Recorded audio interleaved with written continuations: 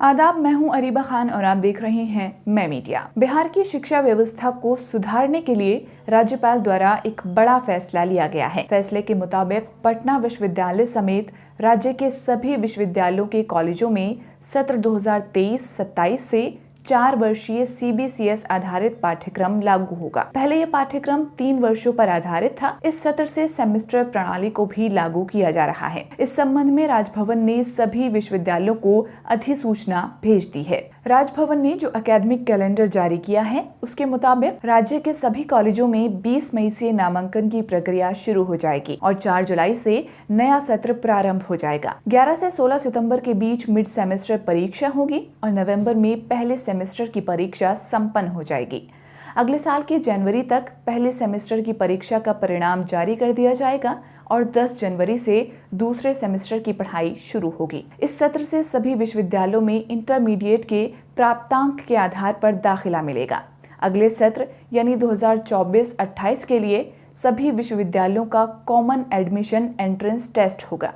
यदि कारणवश ये टेस्ट नहीं हो पाता है तो इंटरमीडिएट के प्राप्तांक के आधार पर ही दाखिला लिया जाएगा। राजभवन की ओर से पसंद आधारित क्रेडिट सिस्टम या चॉइस बेस्ड क्रेडिट सिस्टम यानी CBCS पाठ्यक्रम की जो संरचना जारी की गई है उनमें मेजर कोर्स व माइनर कोर्स के अतिरिक्त multidisciplinary course, skill enhancement, ability enhancement, value added, internship और रिसर्च प्रोजेक्ट कोर्स शामिल हैं। प्रत्येक एकेडमिक वर्ष में 2 सेमेस्टर होंगे। विषम सेमेस्टर यानी सेमेस्टर 1, 3, 5, 7 जुलाई से दिसंबर तक और सम सेमेस्टर यानी सेमेस्टर 2, 4, 6, 8 जनवरी से जून तक चलेगा। चॉइस बेस्ड क्रेडिट सिस्टम यानी CBCS छात्रों को निर्धारित पाठ्यक्रमों में जिनमें major, minor, skill enhancement, ability enhancement व अन्य शामिल हैं उसमें से विषयों को चुनने का विकल्प प्रदान करता है। ज्ञात हो कि केंद्रीय विश्वविद्यालय और देश के कई शिक्षण संस्थान काफी समय पहले से ही CBCS सिस्टम शुरू कर चुके हैं। शिक्षाविदों की माने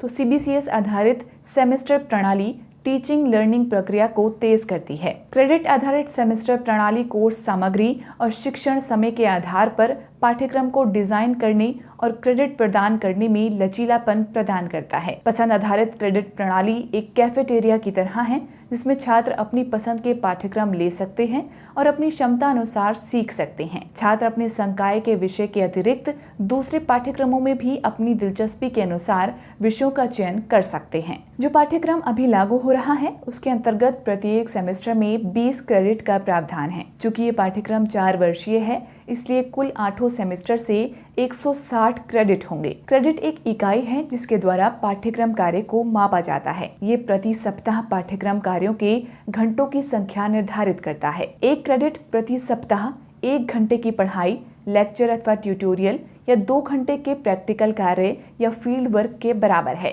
पसंद आधारित क्रेडिट्स प्रणाली में परीक्षा के परिणाम का प्राप्तांक प्रतिशत में न होकर क्यूमुलेटिव ग्रेड पॉइंट औसत यानी CGPA में होता है। कोर्स के अंत में ये औसत निकाला जाता है। ये सभी सेमेस्टर में एक छात्र द्वारा प्राप्त ग्रेड को मापने का पैमाना है। CGPA सभी सेमेस्टर के विभिन्न पाठ्यक्रमों में एक छात्र द्वारा प्राप्त कुल क्रेडिट अंकों और सभी सेमेस्टर में सभी पाठ्यक्रमों के कुल क्रेडिट के योग का अनुपात है।